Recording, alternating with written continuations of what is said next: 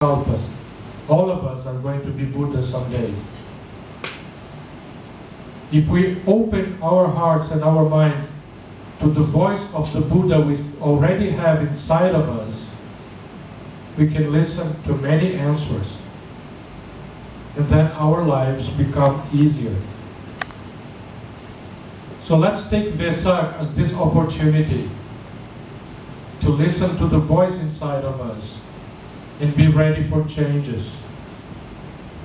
It's sometimes very hard for us to change because we are afraid of changing, because we are too greedy, because we are too attached to our points of view. So take Wesak as a chance to relax a little bit, not to be so defensive about life, to reconsider many values. This is very important in Wesak, because we don't do that very often. We are too busy to think about our own lives. We just go on and on and on without stopping. Take this holiday. It's a holiday. It's a national holiday. You don't even have to go to work. So it's a great opportunity to think about that. All these changes that we had to start, and no one can start for us. Wish your friends a happy holiday. Phone your friends. Send emails to your friends. Greet your neighbors, even if you never talk with them. Smile and say happy holiday. Hey neighbor, happy holiday. Dare to say Assalamualaikum. Selamat Hari Wesak. Or something like that. I'm sure they will like that. Maybe they'll think you're crazy, but anyway, they will like that. Don't be afraid. Changes must start inside of you, nowhere else. Questions? You're too quiet. You know my style. Yes. Can you share with us how back to your country, how you celebrate Wesak? Because as my experience, I know the Wesak in Thailand, Sri Lanka, and other countries, especially Theravada from Sri Lanka, is a different way. Malaysian Wesak is totally different. So can you share with us? Yes, in Brazil you mean? Yes. Well, in Brazil, Wesak has been celebrated for a long time because there are many Japanese in Brazil. So they celebrated Mahayana style, facing the baby. Yes. And Sao Paulo city has the biggest Japanese community in the world out of Japan. Brazil has more than 1 million Japanese people living there. 1.5 million actually. So there is a kind of Chinatown or Tokyo town, whatever. It's Japanese quarter in Sao Paulo, and in a square they celebrate it, open to Brazilians, open to everyone that wants to bathe the baby, the statue, baby Siddhartha, and they celebrate it. In Brazil, it was considered as a holiday, but never taken as a national holiday, something like that. And the representative of Buddhism in Brazil that centralizes all the traditions celebrates it, and I don't know what kind of stupid idea they had that they decided to celebrate it every 2 years. It was so difficult to celebrate Wesak. When they managed to gather all the traditions and celebrate it, they found out that it was too difficult and too much work to celebrate it every year. So let's celebrate it every 2 years. You know, you take a step forward and then a step backward. I really don't understand.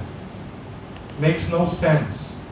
Like it was so hard to such a big deal to get Wesak in Brazil, and now they celebrate it every 2 years only. So this year there's no Wesak. Next year, if they manage to gather all the traditions and to rent a place, a huge place to celebrate it, so we are going to celebrate Wesak next year. So this is the situation of Wesak in Brazil. They cannot find a way to gather all the Buddhist traditions and celebrate Wesak together every year. As for me, I decided to anticipate Wesak for the sake of my Dhamma center. And when I was there, I celebrated Wesak. I decided to celebrate it Mahayana style because I think it's more meaningful. Bathing the baby, I thought, wow, it's the first time I do that in Brazil, so if I do it Mahayana style, I can do something more meaningful, because it means that the baby Buddha is in Brazil and everyone is receiving the baby in Brazil, as the newly born Buddhism in Brazil. So I decided to do that, and it was very, very good, very good experience. I managed to deliver a Dhamma talk for more than 10 young people for 4 hours. It was the longest Dhamma talk in my life. 4 hours with questions and answers, and they're all around 17, 18 years old. And also they invited the parents to meet me. So it's very rewarding, because I predict that in my Dhamma center we don't have the same problem here. Here we have adults trying to take the children and young people to attend the Dhamma talks. And in Brazil, I think the young people will bring the parents. It's fantastic, isn't it? They are inviting me to go there again for the puja, and they want to start social work in hospitals, spreading Buddhism in hospitals.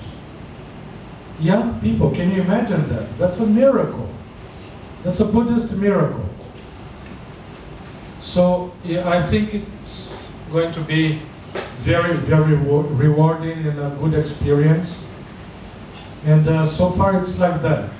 It's a very small place in a country town. It's not in Rio, not in Sao Paulo.